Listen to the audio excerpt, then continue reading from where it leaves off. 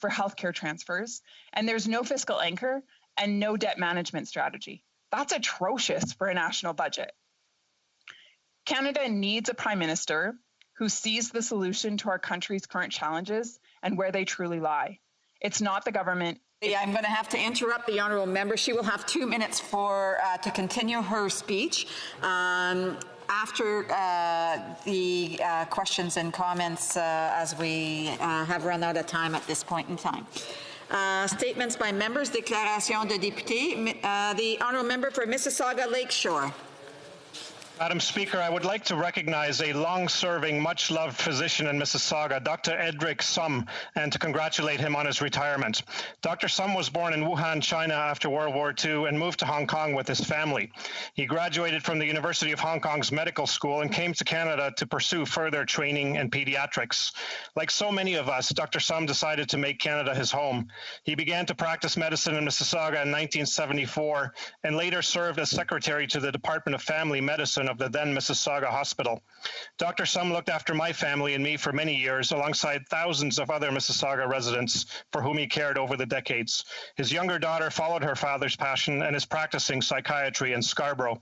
Madam Speaker, I extend my sincerest thanks to Dr. Sum for his extraordinary service to our community, and I ask all members of this House to join me in wishing him a long, healthy, and fulfilling retirement. Thank you, Madam Speaker. The honourable member for Edmonton Griesbach.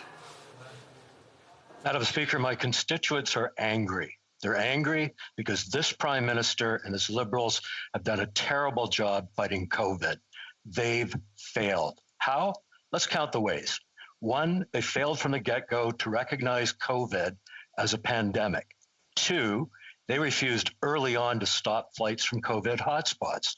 Three, they shipped 16 tons of vital PPE to Communist China when Canadians needed it. Four, they gambled that a deal with Communist China would get us vaccines. It failed. Now we're still way behind other countries on vaccinations. Five, they failed on contact tracing. And six, they failed on rapid testing.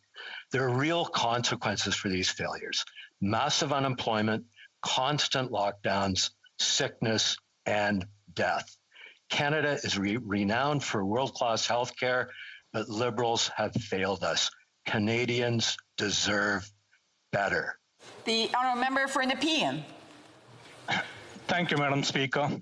I recently had the great privilege of meeting with members of For Our Kids, including Miss Emily Gray, Dr. Tonya Stouthart, and Dr. Sarah Sloan. For Our Kids is an Ottawa-based climate advocacy group representing hundreds of parents across Ottawa-Gatineau area and is associated with a network of thousands of other mothers, fathers, and grandparents across Canada. They are rightly concerned with the well-being of their children and grandchildren due to the climate emergency that faces our country and the world. I was inspired by their message that to solve this crisis, we need to build political will. We need to work together as politicians and as leaders to avoid the climate crisis. I thank For Our Kids again for their continued advocacy. Thank you, Madam Chair. L'honorable député de Laurentides-de-la-Belle. The Honourable Member for Laurentides-de-la-Belle. Mr. Speaker, today I would like to pay tribute to Dr. Pierre Lapointe in Val-David, in the beautiful Pays d'en Haut RCM. He has been exercising the honorable profession of country doctor for nearly 40 years. He started his career in Rivière-Rouge, then worked in La Belle in my riding, Laurentides-de-la-Belle. He was widely appreciated for his hard work and listening ear. He was also a very engaged person. He was elected as mayor of Val-David. Still today, he has been working with the Val-Morin Medical Cooperative for 10 years. And he is the only doctor for more than 1,800 people.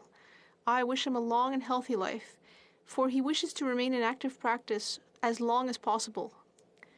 On behalf of all your patients, thank you very much, Dr. Lapointe, for taking care of us. Thank you. The Honourable Member for Brome-Missisquoi. Mr. Speaker, last Thursday was Earth Day, and I would like to pay tribute to the excellent nature conservation work that is being done in my riding, Beauharnois-Missisquoi. Since 2002, the Appalachian Corridor Organization has been working to increase protected areas in the eastern townships. Recently, the group finalized the purchase of 125 hectares of Mount Foster to be protected permanently, and that's in addition to 15,000 hectares that were saved by the organization over the years. Thanks to this purchase, a dozen endangered species will be able to conserve their natural habitat. Luckily, the exploits of this organization have been appropriately recognized. The organization received one of the Eastern Townships Environmental Excellence Awards. Their efforts are a real gift for future generations, and I will always support initiatives to preserve the beauties of our region. I would thank Mélanie Lelièvre and the entire team at the organization for their incredible work. Member for York Simcoe. Mr. Speaker, the Liberal budget is a massive lunchbox letdown for York Simcoe residents. This budget raises taxes on families with no plan to create jobs or support small businesses. It lets down pensioners in Pefferlaw who are on fixed incomes and struggling to overcome the rising costs of living. It lets down young families in East Gwillimbury whose dream of owning a home is being pushed further and further away. It lets down farmers in the Holland Marsh who are taking on immense financial risk with no measures in place to protect them or safeguard our food supply. The budget also fails to fund critical infrastructure projects and fails to support environmental initiatives like the Lake Simcoe Cleanup Fund. It is also shameful that in the middle of the pandemic, there is no increased support for health care. It is clear with this budget that the Liberal plan is not working for York Simcoe residents. That's why Conservatives are focused on ensuring that all Canadians can create a better life for their children. Thank you, Mr. Speaker. The Honourable Member for Bonavista Burin Trinity.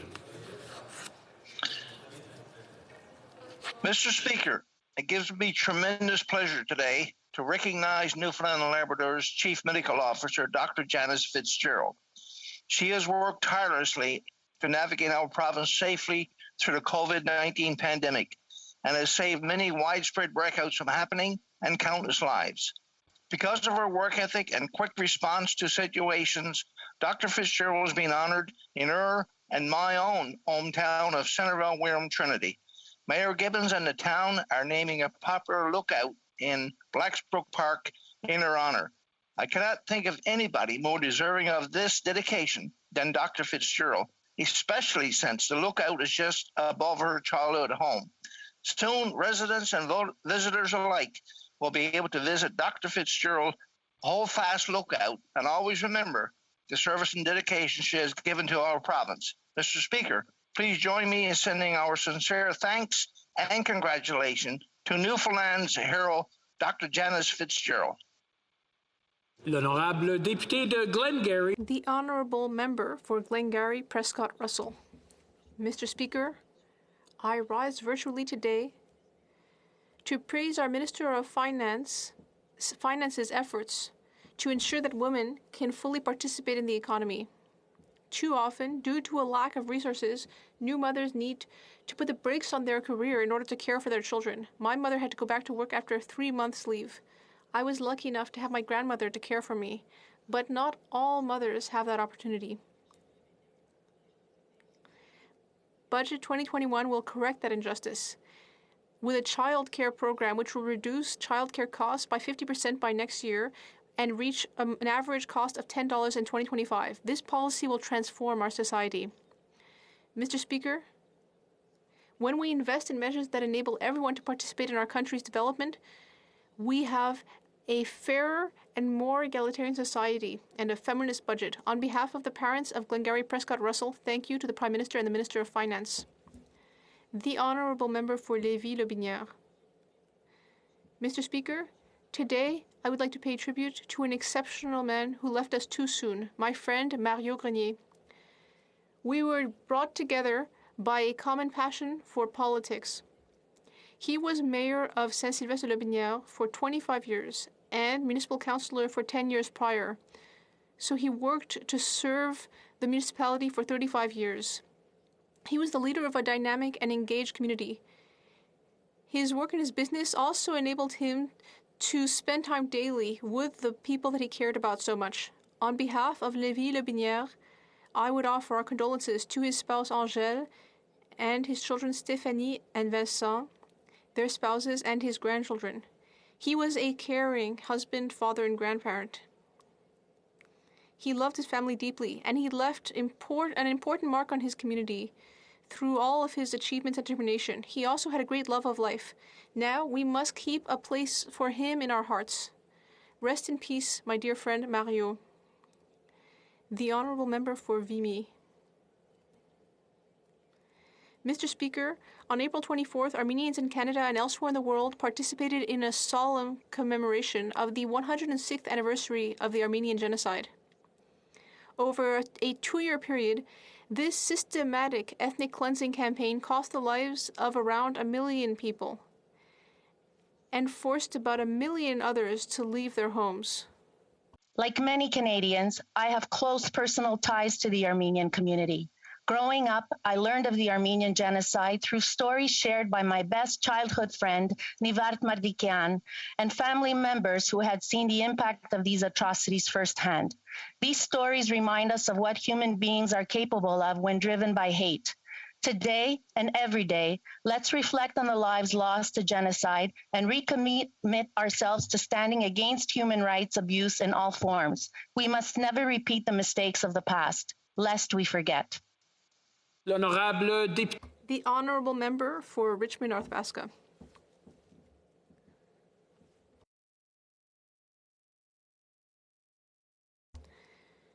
Mr. Speaker, our leader recently presented an ambitious environmental platform. The firm Navius Research carried out an independent analysis and confirmed that this plan will create jobs and will also reach the Paris Agreement targets. Instead of raising a tax out of taxpayers' pockets for government coffers, we will instead create a green savings account for Canadians who will be able to take their own concrete actions for the environment and encourage everyone to adopt a more ecological way of life.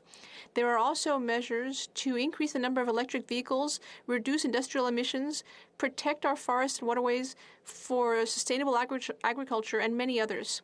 The Conservative plan is concrete, realistic, and will have a real impact for our planet and for people. I would invite Canadians and Quebecers to familiarize themselves with our environmental plan. Together, we can make a difference and act for the environment.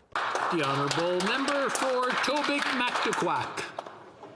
Thank you, Mr. Speaker. The COVID-19 pandemic has affected every Canadian across our great country. We as parliamentarians have a responsibility to be thinking ahead to how best to position Canada to thrive coming out of COVID. Mr. Speaker, Conservatives understand the importance of jobs. Many have lost their jobs or have seen reduction in their work. Canada has so much to offer. We grow and produce some of the best and safest food. We have tremendous manufacturing capacity that can put people to work and produce high-quality Canadian products to be sold both here and around the world. We produce some of the cleanest and most efficiently harvested natural resources and energy that can supply the world's needs. We have a healthy and sustainable fishery that can supply an ever-growing demand for high-quality and sustainably sourced seafood. We have the infrastructure and the vital personnel in our truckers to get our goods to market, both here in Canada and abroad.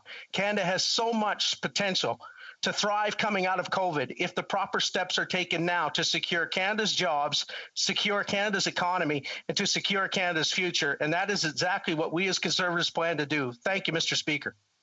The Honourable Member for Burnaby South.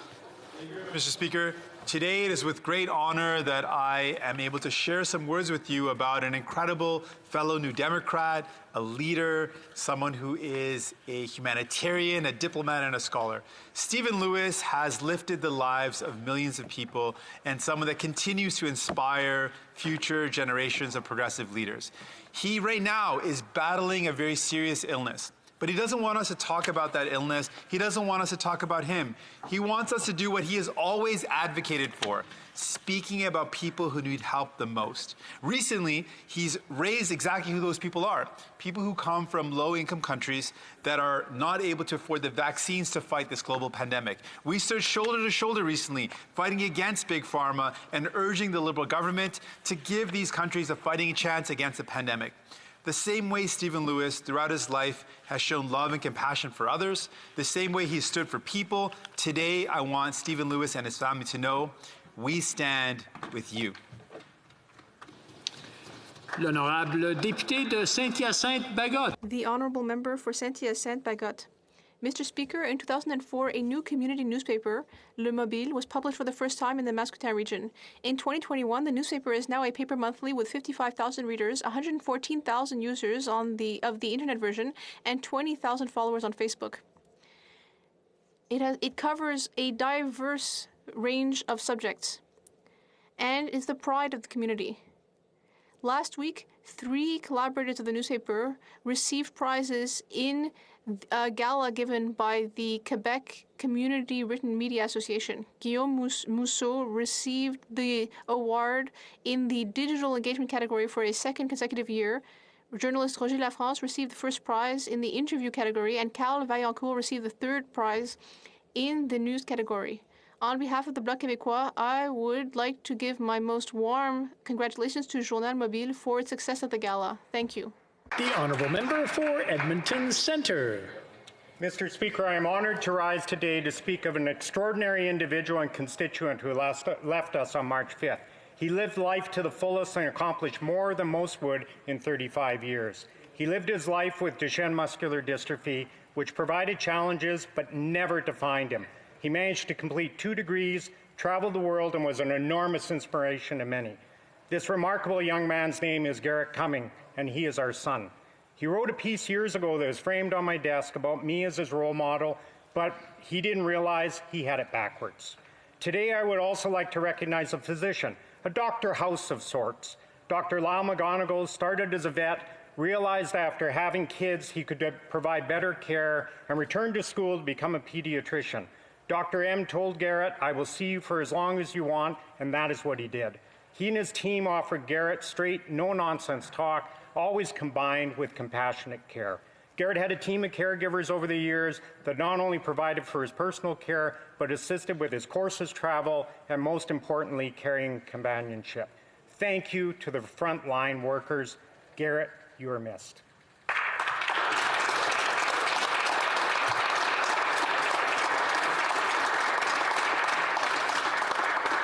The honourable member for Sydney Victoria. Mr. Speaker, Cape Breton has lost one of its trailblazers and a pillar of the community. Clotilda Douglas Yakimchuk was the first Black graduate from the Nova Scotia Hospital School of Nursing. She would go on to become the first and only Black president of the Registered Nurses Association of Nova Scotia, served as director of the education services at the Cape Breton Regional Hospital, and played a key role in bringing a nursing program to Cape Breton University. Clotilda was an accomplished woman and an advocate for social justice in the Whitney Pier and across Cape Breton. She has been recognized by her province and her country, receiving both the Order of Nova Scotia and the Order of Canada. A mother, a grandmother, and a great-grandmother, our province is brighter for having had her in it. To her family and community, I offer my sincere condolences. Oral questions. Question orale. The Honourable Deputy Leader of the Opposition. Mr. Speaker, the cover-up of General Vance's conduct went to the very top. The Minister of Defence knew, the Clerk of the Privy Council, Michael Warnock, knew, the Prime Minister's Senior Advisor, Elder Marquez, knew, and now we know the Prime Minister's Chief of Staff, Katie Telford, knew. But the Prime Minister insists he didn't, which leaves us with 2 options when it comes to the Prime Minister's attitude towards sexual harassment in the military. The Prime Minister is either grossly incompetent or he is complicit. Which one does he want Canadians to believe? The Honourable Minister. Mr. Speaker, our government has absolutely no tolerance for misconduct. We follow the proper process, the same one the previous government followed. The current leader of the official opposition was made aware of misconduct rumors in 2015. It was serious enough that he asked his staff to notify the Prime Minister's Chief of Staff at that time, who then took it to the Privy Council office for review. In other words, the same steps were followed. So can the leader of the official opposition seriously have this party stand here and decry that process, the same one that he took? Thank you, Mr. Speaker. Honourable Deputy Leader of the Opposition. Question. I would say the Prime Minister is both grossly incompetent and complicit when it comes to cover-up of sexual harassment in the military. Mr. Speaker, once again, the Prime Minister was late. Where? At the border. And his measures aren't strong enough to make a difference. The Prime Minister has never taken flights coming in from hotspots seriously. In fact, today, somebody could fly in from India to Buffalo, New York, hop in a cab, cross the border into Canada. And with that comes more COVID variants, Mr. Speaker. So Canadians do want stronger measures. Will the Prime Minister protect our borders? Honourable Minister. Mr. Speaker, Canada has one of the strongest border measures in the world. Travelers coming into Canada today need to get a COVID test prior to departure. Then they need to be tested upon arrival. Then they need to stay at a hotel for 3 days. Then they need to finish their quarantine and get a test on day 8. And if they are found to have infected while arriving, they are asked to spend the remainder of their quarantine period at a government facility. Last week, we took extra measures and suspended flights from India and Pakistan. Thank you, Mr. Speaker. Honourable Deputy Leader of the Opposition. Well, that's just not true, and that minister doesn't know his own file. People can fly into the U.S. from India or Pakistan, get in a car, and drive across the border. There are no rapid tests at the border, Mr. Speaker. COVID-19 and double variants have been reported all around the world, including 50 countries, and the Prime Minister is just playing whack-a-mole when it comes to COVID-19.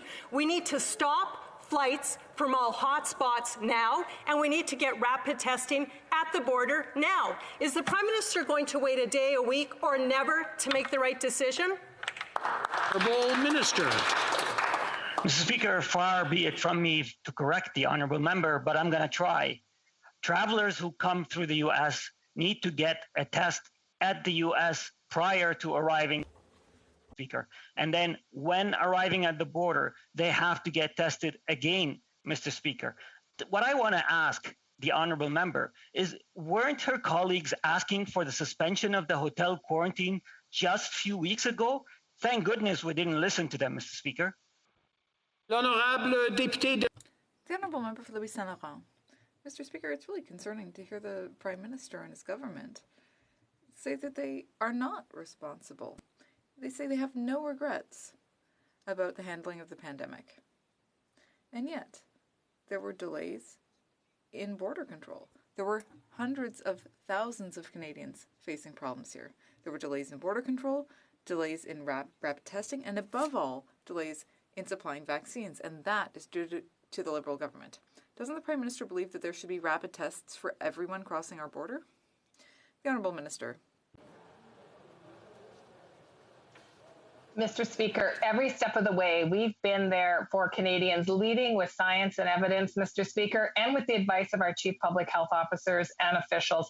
And Mr. Speaker, while we're talking about rapid tests, let's just talk about the rapid tests that we've sent. We've sent over 25.4 million rapid tests to provinces and territories, Mr. Speaker. Indeed, almost over 4.7 million to Quebec alone. And we didn't stop there. We've also provided expertise, guidance, and indeed support to deploy those tests. Mr. Speaker, we'll stop at nothing to ensure that Canadians have the tools they need to protect themselves during this pandemic. The honourable member for Louis Saint Laurent. Oh, that's the good old Liberal approach. They say, well, it's not our fault, it's the province's part.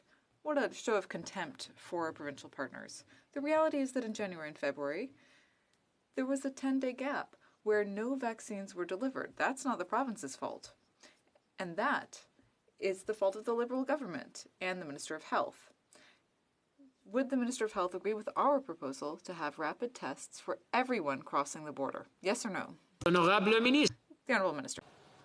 Mr. Speaker, every step of the way, we've managed to provide provinces, territories, indeed Canadians with the tools that they need when they need them, including rapid tests. And Mr. Speaker, we'll stop at nothing. As my colleague has said, we have some of the strongest measures at the board, including at the border, including at the land border. In fact, international travel represents 1.4% of infectivity in this country, and they're caught, Mr. Speaker, by our border measures.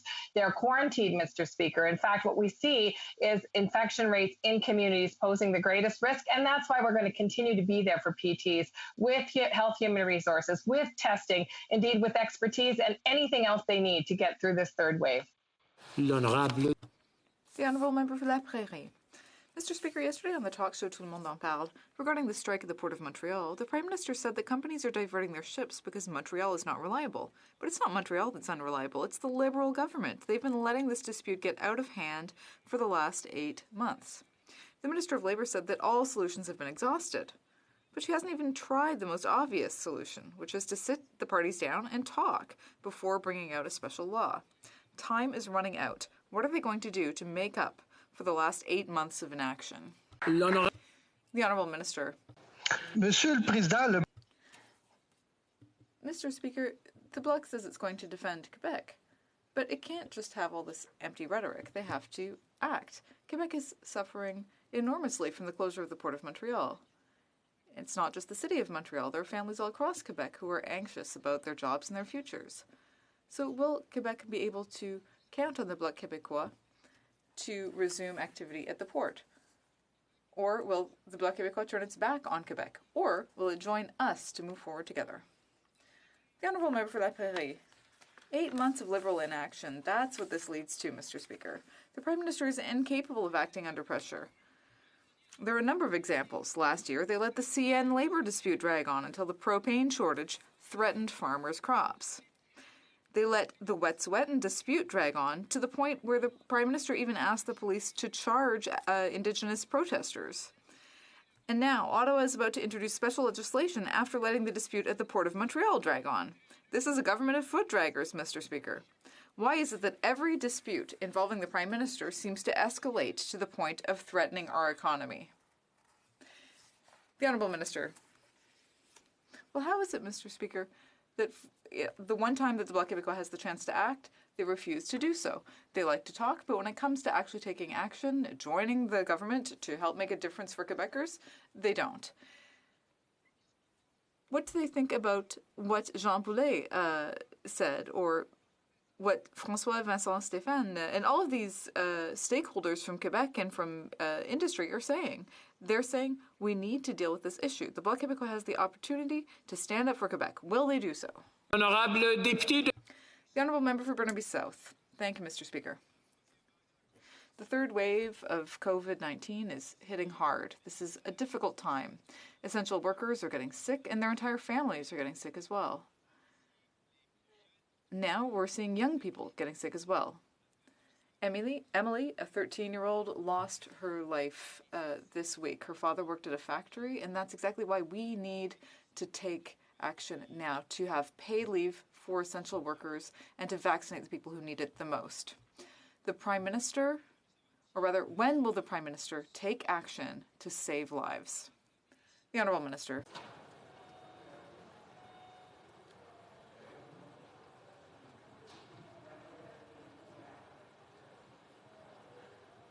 The Honourable Minister. Do we have someone on mute, perhaps?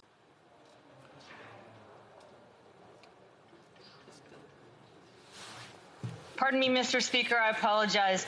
Le budget 2021 Budget 2021 contains historic investments for workers, job creation, employment insurance, and support for this crisis.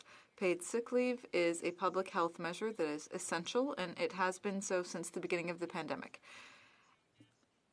Workers will have access to 4 weeks thanks to the recovery benefit, and in Budget 2021, we will be extending some of those EI benefits, or rather increasing the amount of EI sick benefits from 15 to 26 weeks.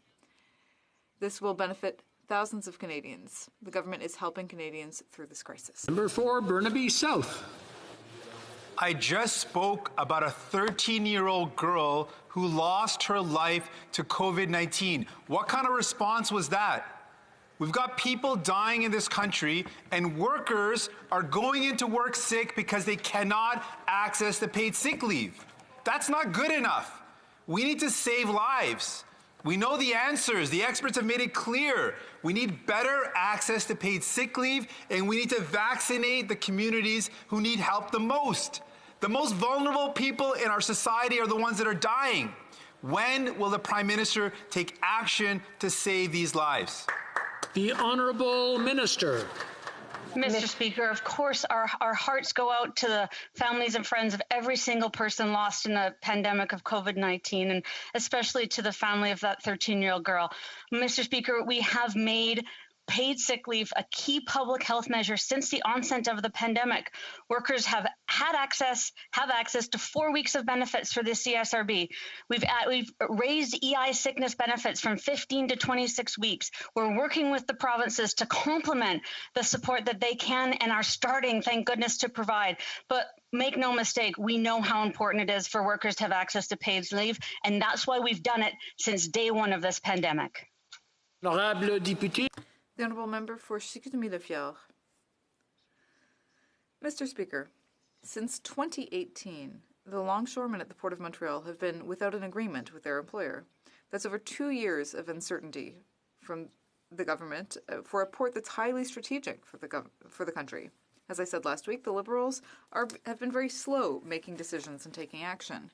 They wait for a problem to blow up in their face instead of being proactive. So here we are. The longshoremen are on an indefinite general strike. What took the Liberals so long?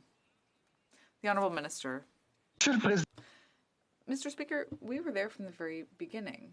We've been working on the negotiations for 2.5 years. We've been mediating, and there's a consensus in Quebec that we need to intervene to get the Port of Montreal working again. Stakeholders are calling for this because there are thousands of jobs at stake. Procurement strategies at stake. So I would ask my colleague, will the Conservatives support our strategy? The Honourable Member for Chicoutimi-Le-Fjord. Mr. Speaker, because of this situation, companies, not only in Canada but around the world, are now seeing the Port of Montreal as unreliable. They're turning to other seaports in North America, and we're being laughed at. The Quebec Minister, Pierre Fitzgibbon, said this morning that the situation is critical for our businesses and that 2 strikes in 1 year is not an acceptable situation. The other thing that's not acceptable is this Liberal government's inaction. Why aren't the Liberals more bothered about their failures and their lack of action? The Honourable Minister. Mr. Speaker, as I said earlier, we've been there from the very beginning. Now, my Conservative colleague can try and teach the government lessons, but here he has a chance to do something. He can criticize and complain as much as he wants, but we're a minority government and we need the support of opposition parties, Mr. Speaker. So will my colleague just continue complaining, or will he get up and support the government on this issue? Member for Selkirk, Interlake, Eastman. Mr. Speaker, on Friday, former senior advisor to the Prime Minister, Elder Marquez, told Defence Committee that the Prime Minister's Chief of Staff was directly aware of the allegations against General Vance 3 years ago. It was Katie Telford who directed Mr. Marquez to contact the Defence Minister's office and report back to her on multiple occasions. The Liberals can't seriously expect Canadians to believe that Ms. Telford withheld this crucial information from the Prime Minister. When will the Prime Minister take responsibility and quit misleading Canadians? Honourable Minister. Mr. Speaker, as I stated before, our government has absolutely no tolerance for misconduct. We follow the proper process, the same one that the previous government had followed. The current leader of the opposition was made aware of misconduct rumors in 2015, and it was serious enough that he asked his staff to notify the Prime Minister's Chief of Staff, who then took it to the Privy Council office for review. In other words, the same steps were followed, Mr. Speaker. And can the leader of the official opposition seriously have his party stand here and decry that process, the same one that he took? Thank you, Mr. Speaker. Honourable Member for Selkirk, Interlake, Eastman. Well, the minister has no tolerance, but he's taken no action. Mr. Speaker, the Prime Minister's stories keep changing on when he was aware of these allegations against General Vance. But the clerk of the Privy Council knew, the Prime Minister's office knew, the Defence Minister knew, the Defence Minister's office knew, and the Prime Minister's Chief of Staff knew. It is impossible to believe that everyone around the Prime Minister knew, but somehow he didn't. Will the Prime Minister finally admit that he was aware of these allegations of sexual misconduct 3 years ago and explain why he failed to act? Honourable Minister. Mr. Speaker, yes, we have absolutely no tolerance for misconduct of any kind, Mr. Speaker. And in this matter, we follow the process that has been laid out by previous governments. I instructed my staff to get in touch with the Prime Minister's office and the Privy Council office, and the Privy Council office and to investigate, take action in this matter. The similar path was taken in 2015 by the leader of the official opposition, who learned of a rumor that his staff, and then had his staff to reach out to the PMO and reach out to the Privy Council office. Sound familiar, Mr. Speaker? Because it is. And it's beyond belief that the leader of the opposition cannot see this now. Thank you, Mr. Speaker. L'honorable député. The Honourable Member for Charlebourg-Haute-Saint-Charles. Mr. Speaker, the Prime Minister's former senior advisor, Elder Marquez, told a parliamentary committee on Friday that the Prime Minister's Chief of Staff was aware of an allegation of sexual misconduct against General Vance 3 years ago. He added, and I quote, "Everyone had the same information."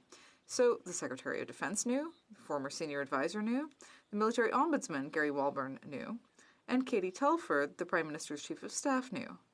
Will the Prime Minister finally admit that he knew too, and that he misled Canadians by saying he didn't? The Honourable Minister.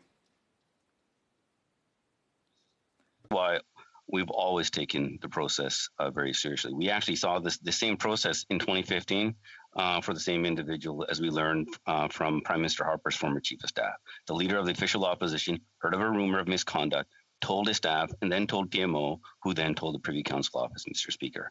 Perhaps the leader of the official opposition knows more than he has been willing to say. Thank you, Mr. Speaker.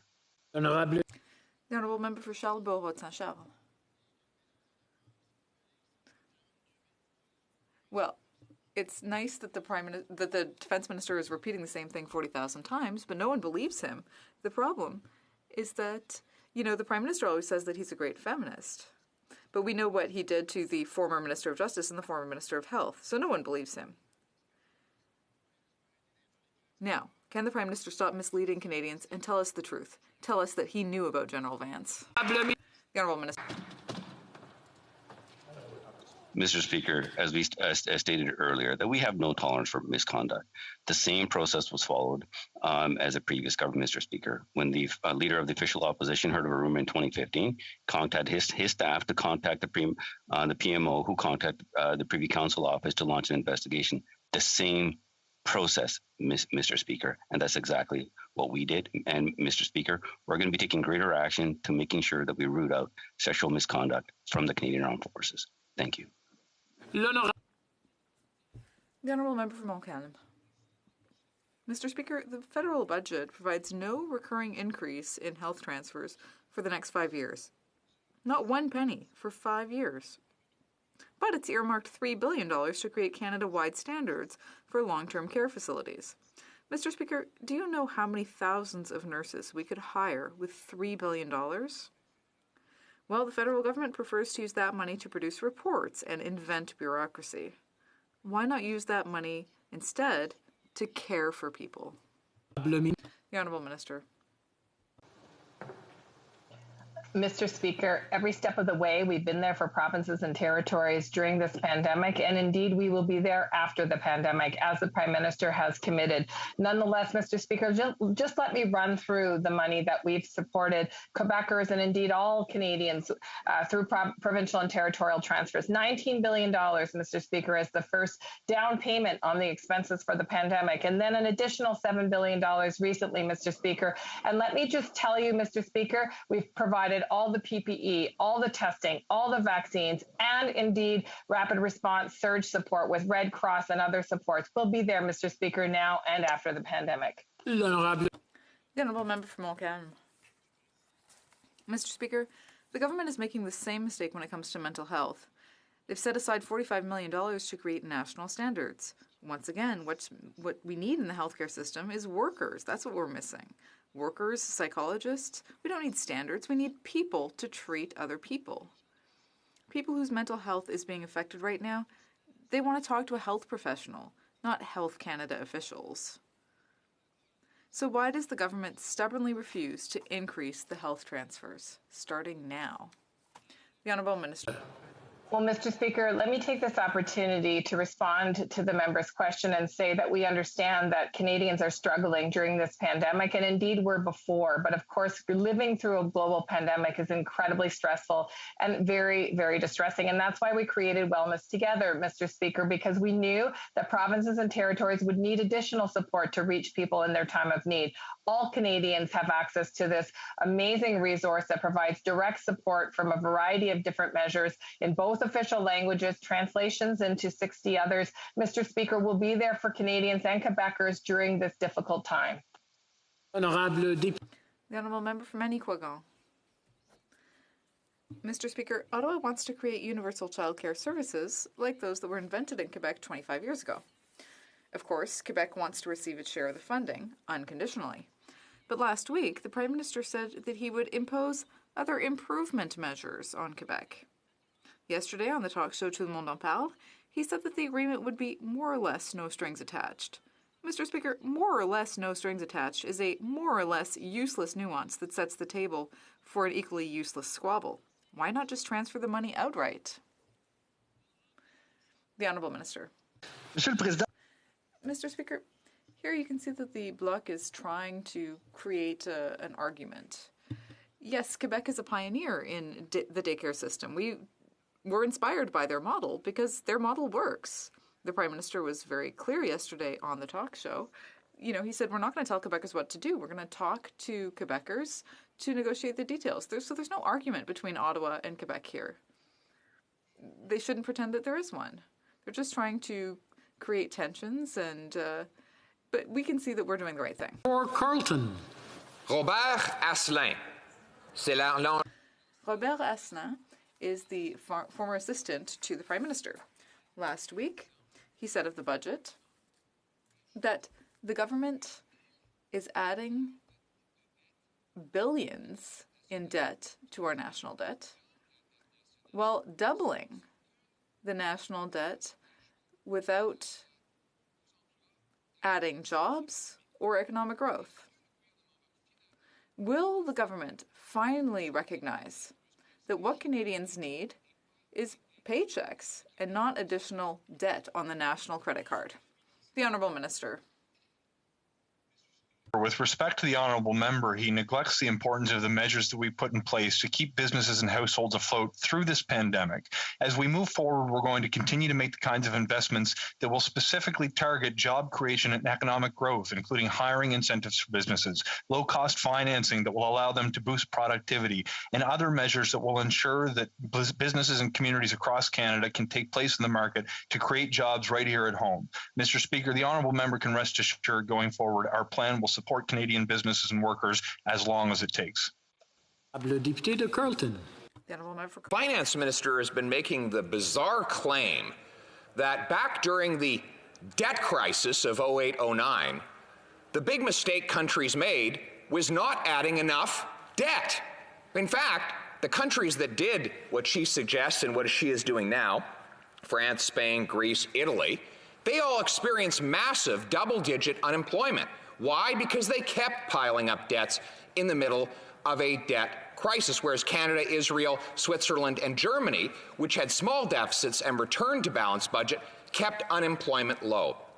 Won't the government admit that the best way to get people back to work is to have strong finances for the nation? Minister.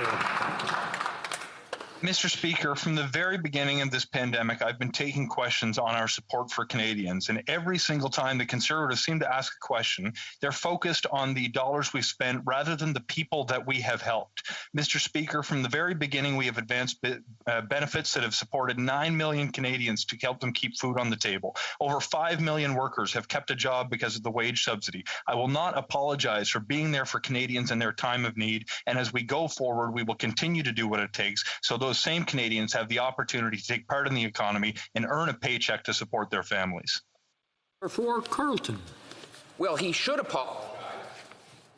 apologize for such a terrible record on jobs with the highest unemployment in the G7 for most of this crisis. Canadians want paychecks, not more national credit card debts. And Robert Asselin, former aide to the Prime Minister, agrees. He says, A budget that needs 700 pages of red ink says a lot about the government's motivations after doubling the federal debt in only 6 years and spending close to $1 trillion, not moving in the needle on long-term growth would be the worst possible legacy of this budget. Will he agree with his former advisor?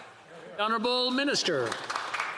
Mr. Speaker, I will not take lessons on economic management from the member who was part of a government with the single worst economic growth record since the Great Depression. The reality is we have been there to support Canadian workers and businesses from the beginning, and we will continue to be there for Canadian workers and businesses through to the end of this pandemic. Mr. Speaker, the one thing the Conservatives can be counted upon is to oppose any measure that seems to support households and businesses throughout this pandemic, as their leader continues to today. The honourable member for Rosemont-La Petite Patrie. Mr. Speaker, since 1872, working men and women have had the right to organize and take job action to defend their working conditions. It's a system that works well when the parties have equal bargaining power. When it comes to the Port of Montreal, the Liberals have just upset the balance. True to form, they've threatened workers with back-to-work legislation before a general strike has even been called. Before a strike, can you believe it? The Liberals are showing their true colors here. How can they be the party of the middle class when they trample on workers' fundamental rights like this? The Honourable Minister. Mr. Speaker, the Port of Montreal is absolutely essential to the whole economy, not just Montreal's and Quebec's, but Canada's as well. When you think of COVID, there are a lot of jobs that are already very fragile. And there's a clear consensus in Quebec and Ontario and elsewhere that the Port of Montreal's activities cannot grind to a halt. Those activities are needed. The government of Quebec agrees, businesses, workers, everyone agrees. We're there to help. Fanshawe. This government claims to be a feminist one, but actions speak louder than words, Mr. Speaker. A feminist government wouldn't sit on the Deschamps report since 2015 or the Auditor General's report of 2018, which both highlighted the urgent need to address a toxic culture within the armed forces. The defense minister wouldn't refuse to hear sexual misconduct allegations if he was a feminist. A feminist prime minister wouldn't allow his office to bury reports, drop files regarding sexual misconduct. And a minister of this feminist government wouldn't say, oh, well, we were just following a former process. He would fix the process, Mr. Speaker. Canadians can no longer tolerate people in positions of power and privilege who refuse to act honorably. When will they take the action necessary? The Honourable Minister.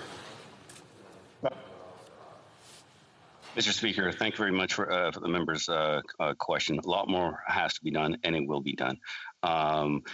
When it comes to sexual misconduct, when it comes to Madame Deschamps' report, we know that greater action needs to be taken. More will be said in the coming weeks to come. We are working towards an inclusive environment for all Canadians to serve and to rooting all types of sexual misconduct. Thank you, Mr. Speaker. Honourable Member for Etobicoke Centre. Mr. Speaker, 7 years ago, Russia invaded Ukraine and annexed Crimea. Canada has been very supportive of Ukraine through a number of measures, including through public statements which repeatedly state that Canada's support for Ukraine's sovereignty is unwavering.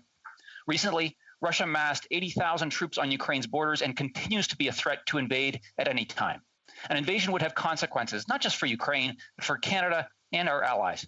Can the Minister of Foreign Affairs tell us what Canada is doing and will do to defend Ukraine's sovereignty? The Honourable Minister. Mr. Speaker, I want to thank the member from Etobicoke Centre for his question and his advocacy. Since 2014, we have provided over $800 million in international assistance to Ukraine, as well as military training and institutional-level defense reform support via Operation Unifier. We have also sanctioned more than 440 Russian individuals and entities. We are aware of reports that Russia has ordered the withdrawal of troops from the area, and we continue to follow these developments very carefully. Canada will always remain a steadfast friend and ally of Ukraine. The Honourable Member for Sherwood Park, Fort Saskatchewan. Mr. Speaker, the government of Iran has just been elected to the UN Commission on the Status of Women, where it will be able to join Saudi Arabia in contributing to international discussions on advancing the rights of women and girls. This elevation obviously makes a mockery of the important work that the Commission should be doing. What is the position of the Government of Canada on the appropriateness of Iran's leaders holding a seat at the UN Commission on the Status of Women? Honourable Minister. Mr. Speaker, Canada will always be unequivocal when it comes to the protection of women's rights around the world. Canada also firmly believes in the United Nations and multilateralism. Of course, we recognize that the UN, including the Women's Rights Commission, is not perfect. But let me be clear, our strong position on the human rights situation in Iran, including women, has been expressed repeatedly both in public and in private, and we will continue to do so. The Honourable Member for Sherwood Park, Fort Saskatchewan. Mr. Speaker, if the government is unhesitating in stating its position, it should do so right now with respect to the presence of the government of Iran on the UN Women's Rights Commission. We've all seen the images of courageous Iranian women standing up to the regime, a regime that this government unfortunately continues to try to curry favor with. It's another slap in the face for these oppressors to be on that commission, and the government should clearly state the problem here. Now that their Security Council bid is over, will this government recognize the need for UN reform, and will the minister simply denounce this ghastly outcome at the UN Women's Rights Commission? Honourable Minister. Mr. Speaker, I don't want to repeat myself, but we have always been unequivocal when it comes to the protection of women's rights around the world, and we will continue to do so at all times. And as you know, Mr. Speaker, votes at the United Nations on these kinds of appointments are done by secret ballot. The Honourable Member for Barrie Innisfil. On the day the inquiry into the death of Lionel Desmond and his family was announced, the Minister of Veterans Affairs pledged full cooperation to the Desmond family. So you can imagine the surprise and anger that Lionel's sister Cassandra and the family felt when they found out that more than a year after the inquiry began, lawyers for Veterans Affairs told the inquiry it would not provide a crucial internal review of how Veterans Affairs had handled Desmond's case despite the minister's pledge. Instead of burying the report, why don't the Liberals want to help the Desmond family understand what went wrong to help prevent further tragedies? Honourable Minister. Thank you, Mr. Speaker, and I thank my honourable colleague. Our hearts go out to the families involved in this tragedy. We've always committed to cooperating fully with the inquiry launched by Nova Scotia. I would like to clarify that the review in question has been in fact provided at the inquiry for the judge's determination of whether it would be used or not used. This is a horrific tragedy, and we will work together to make sure that never happens again. Thank you, Mr. Speaker. The Honourable Member for Barrie Innisfil. In fact, Cassandra came to Ottawa and called for a joint public hearing. The minister met with her and pledged full cooperation. Cassandra left Ottawa thinking that she had his word. If it hadn't been for a leaked email that the internal report existed, the Liberals would have buried it. The family wants answers, Canadian veterans want answers, and it looks like the answers are in the internal review, but for some reason, the minister is covering it up. Will the Minister of Veterans Affairs make the internal review a matter of public record so the inquiry can consider it and make recommendations to prevent further tragedies like this? Honourable Minister. Thank you, Mr. Speaker, and I can assure my honourable colleague we're always committed to fully cooperating with the inquiry launched by Nova Scotia. And again, I said we have provided this information to the inquiry for the judge's determination, and that's the appropriate thing to do. Mr. Speaker, this is a horrific tragedy, and we will work to make sure this never happens again. We will work to provide everything we can to help in this inquiry. Thank you, Mr. Speaker. The Honourable Member for Thérèse de Blainville. Mr. Speaker, there's still a way to avoid special legislation in the Port of Montreal dispute. The Minister of Labour has not fully discharged her duties. She said, quote, "We believe in the collective bargaining process. However, all other efforts have been exhausted." No, Mr. Speaker, all other efforts have not been exhausted. How many times since August has the minister personally intervened with all parties? And currently, Mr. Speaker, is the minister trying to negotiate a way out of this crisis? The Honourable Minister. Mr. Speaker, for once, the Bloc has a rare opportunity to make a concrete difference. There's a consensus in Quebec. The government of Quebec is calling on various and is calling for this, and many industries are. The Quebec economy will suffer. The Port of Montreal plays an essential role. So instead of talking and talking and talking in question period, will they opposite do their part for the economy of Quebec? The honourable member for Thérèse de Blainville. Mr. Speaker, that's the art of not answering a question on display for you right there. The government needs to show some leadership. No, the Quebec economy cannot be allowed to grind to a halt. Neither can special legislation be served on a silver platter to an employer who no longer has any reason to come to the bargaining table. The government has to talk some sense into the parties and bring them back to the table. Back to work legislation is an admission of failure by the federal government, not a solution. Is the Prime Minister on the phone right this minute to settle this dispute? The Honourable Minister. Mr. Speaker, the government will always prefer a negotiated settlement. We want both parties to continue bargaining, continue negotiating. The Port of Montreal is essential to the economy, not just of Montreal, but also of Quebec and all of Canada. There was the economic crisis, COVID, and so on, and there are significant consequences. And now, for once, the Bloc can do something to help. Instead of standing up and squabbling and criticizing, they should get themselves in line with the consensus in Quebec. The honourable member for Beauce. Mr. Speaker, Lucie Vachon, a tax preparer from Saint-Gédéon, called me on April 19th and 23rd to complain that she couldn't get through to anyone at CRA. She was put on hold forever. People's voicemail was full. Her calls were cut off. The problem was common knowledge last year, but this year it's even worse. Tax returns are sometimes filed without getting information for the client, which makes for extra work later amending returns. What does the minister say to my constituents and to others who are in the same boat? The Honourable Minister. Thank you, Mr. Speaker. CRA appreciates all the work that its call center staff have been doing in recent years. The call volume has increased by 83% since 2020, and there's no sign of that slowing down in this tax season. The member for Beauce mentioned that there is a problem, but there is a temporary measure to deal with calls, and other steps will be taken to improve client service. For Langley Aldergrove.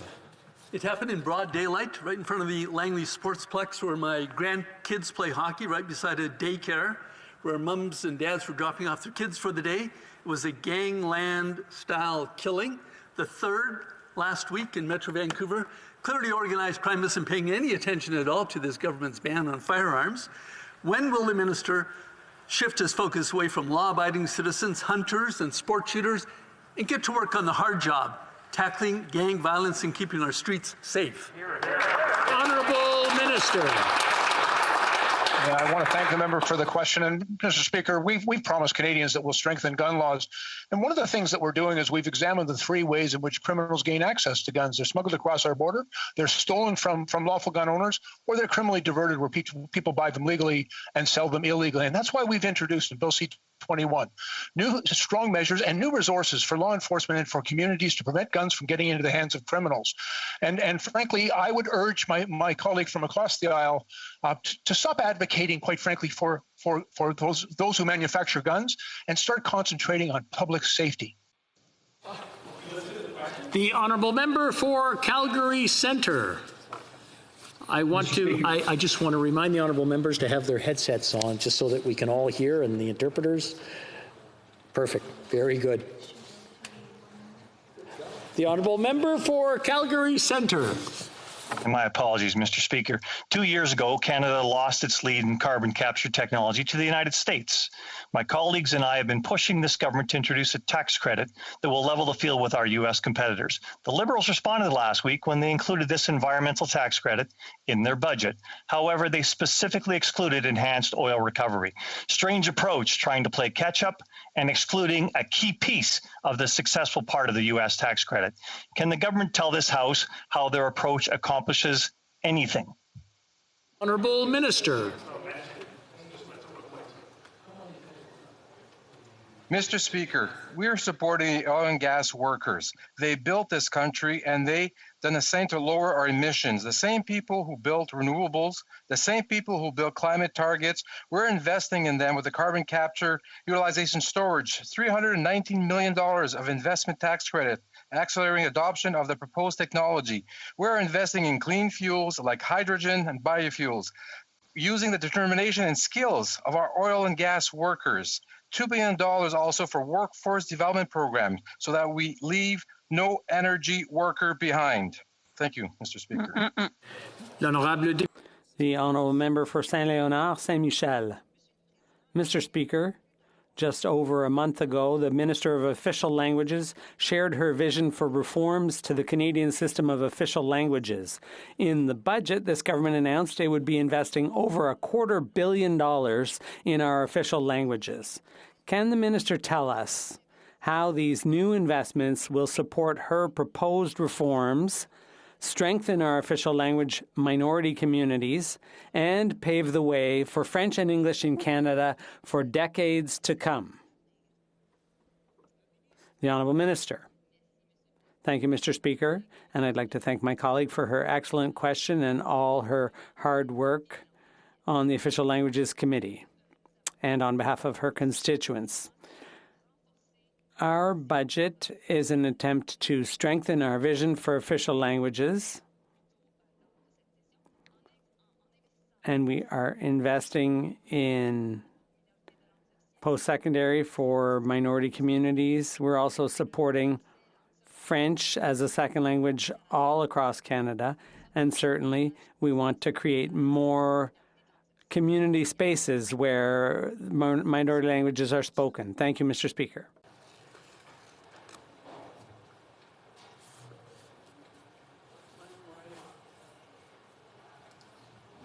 The Honourable Member for Medicine Hat, Carson Warner. Thank you, Mr. Speaker. Recently, the Blackfoot Nation in Montana set up a free mobile vaccination clinic for Canadians at a border crossing in my riding using their excess vaccines. In 2 days, over 450 people from the entire Cardston community went through the clinic, some even receiving their second dosage they couldn't get in Canada. If this government's vaccine rollout is going as well as they claim it is, why are my constituents having to rely on the generosity of Montanians to get their vaccine rather than their own Prime Minister and his government? Honourable Minister. Mr. Speaker, first of all, let me say how excited I am that the member opposite's constituents have accessed vaccination, and indeed with such a strong friend and partner in the United States. This is how we get things done as the world, Mr. Speaker, something that I think the Conservatives fail to recognize. We work together with traditional partners, with non-traditional partners. And Mr. Speaker, when countries like Canada and US work together as long-standing friends and neighbors, that's how we best protect each other. Thanks, Mr. Speaker. Honourable Member for Niagara Falls. Mr. Speaker, I've been speaking with CBSA officers at the 4 border crossings in Niagara who have informed me they still do not have access to vaccines. This jeopardizes the health of these essential frontline federal workers. Furthermore, an outbreak could shut down some of the busiest border crossings in North America and threaten our already fragile supply chain. This is yet another glaring example of the Liberals' failed vaccine program. When will the minister take action to provide vaccines to these essential federal CBSA workers in Niagara? Honourable Minister. Yeah, thank you very much, Mr. Speaker. And I'd simply remind the member opposite that the province of Ontario recently announced just last week that they were going to now prioritize our border service officers. I'd like to actually mention the excellent work done by the regional Windsor Area Health Authority that began just last week, ensuring that all the CBSA officers were vaccinated. Mr. Speaker, we have provided vaccines to the province of Ontario and guidance on how they should be prioritized. We have advised them that we believe very strongly that CBSA officers should be prioritized, and the Ontario government has agreed to do that. The honourable member for South Surrey, White Rock. Mr. Speaker, the Liberals have blamed everyone but themselves for their failed pandemic response. First, it was the provinces, then it was Prime Minister Brian Mulroney, who's been off the job for 28 years. The truth is there is no one to blame but themselves. Too slow to limit international travel, too slow to procure vaccines. With record cases in BC, we're all paying the price. More lockdowns, more crippling stress. Is the Prime Minister really sure he has no regrets about his pandemic response? The Honourable Minister. Well, thank you very much, Mr. Speaker. And what I'll tell you, I have no regrets about is being there for Canadians and indeed for provinces and territories every step of the way. No country has had a perfect pandemic, Mr. Speaker. It's not possible. It's a global pandemic. People are suffering. People are struggling. But this government has been there for people. We've been there for workers. We've been there for workplaces. We've been there for provinces and territories. We've been there with therapeutics, with vaccines, with tests, with the devices that Canadians have needed. And we'll continue to be there, Mr. Speaker, no matter what COVID throws at us, because that's what a country does. It sticks together. It works together. We'll get through this together, Mr. Speaker. The honourable member for Coast of Bays Central Notre Dame. Mr. Speaker, economic recovery is tied to the vitality of our communities. However, certainly for the past year, for many communities like my own, town halls, main streets, hockey rinks, and farmer markets have been quiet for quite some time, as Canadians have taken precautions to stay safe. So can the Minister of Economic Development provide further information on how Budget 2021 will invest in these small but vital communities? The Honourable Minister. Thank you to my colleague for his important question. Of course, we believe in hardworking Canadians. And of course, we want to support them as they want to create jobs. And we stand side by side with them as we're investing across the country in all regions of the country. That's why we're putting into place a $500 million community revitalization fund to help build and renovate these spaces that my colleague is referencing to. From small towns to big cities across the country, we will be there to help them, to help Canadians, to make sure that we can bring all of us together and build Canada for the future. Thank you. The honourable member for Vancouver Kingsway. Canadians are waiting patiently for their turn to get the COVID-19 vaccine, but we know that the vaccine rollout is nowhere near full capacity. Many provinces in the middle of the third wave are left waiting for batches of vaccines to be delivered. We're seeing people turned away from clinics in hotspots because they ran out of doses. Every day vaccines are delayed means more people getting the virus, more hospitalizations for already overburdened healthcare systems, and more avoidable tragedies. What is this government doing to increase vaccine supply to Canada's hardest hit communities? Minister. Well, Mr. Speaker, I was very pleased to see the leader of the NDP have his shot of AstraZeneca recently, as well as the leader of the opposition. And in fact, Mr. Speaker, from a procurement federal perspective, we have received 13.8 million doses. We've seen administered by the provinces and territories 12 million of those doses. We're third in the G20 for doses administered per 100 people. That's 29% of Canadians who've had at least one dose. There's much more work to do. We will continue bringing in doses by the millions for all Canadians. Thank you, Mr. Speaker. Member for Vancouver Grenville. In 2015, the debt to GDP ratio was 30%, and the Liberals campaigned on dropping it to 27% by 2019-20. This year, it will be above 50%. debt to GDP appears to remain our fiscal anchor in budget 2021. The government is still saying that it will moderately decrease, but this time starting from a number almost twice as big as predicted. So do we really have a credible fiscal anchor? Perhaps we should consider using a new one. Maybe debt to service ratio. This is easy to understand. Can the minister please tell us what other fiscal anchors the government has considered? The Honourable Minister. Thank you, Mr. Speaker, and I thank the honourable member for her thoughtful question and will take her suggestion under advisement. I will point out, however, that Canada entered this pandemic with the lowest debt to GDP ratio in the G7. The pandemic created immense costs, and responding was simply not an option to keep food on the table for households and workers on the payroll.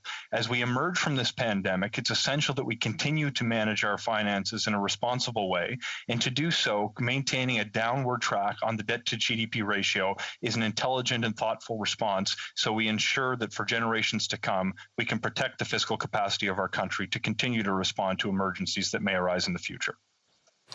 I'm afraid that's all the time we have for today. That's all the time we have for today. Following discussions among representatives of all parties in the House, I understand that there's an agreement to observe a moment of silence in memory of Emily Victoria Viegas, who passed away from COVID-19. I now invite the honourable members to rise.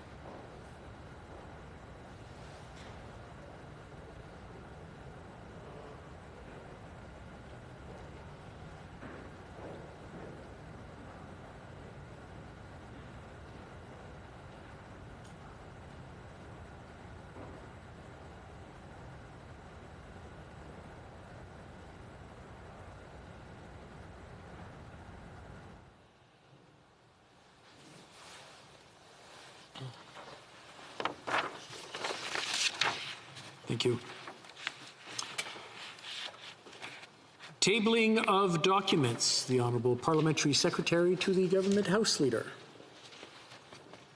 Yes, thank you, Mr. Speaker. Pursuant to Standing Order 36 bracket 8A, I have the honour to table in both. Honourable Member, I'm going to interrupt the Honourable Member just for a second. Maybe the microphone is up or it's not connected. Maybe try that. We want to make sure we catch every word. There we go. You're on. Okay, thank you, Mr. Speaker. Pursuant to Standing Order 36 bracket 8A, I have the honour to table in both official languages the government's responses to 29 petitions. Okay, very good. Nous avons un rappel. We have a point of order. The honourable member for Thérèse de Blainville. Did we miss you after question period? Okay. No. Okay.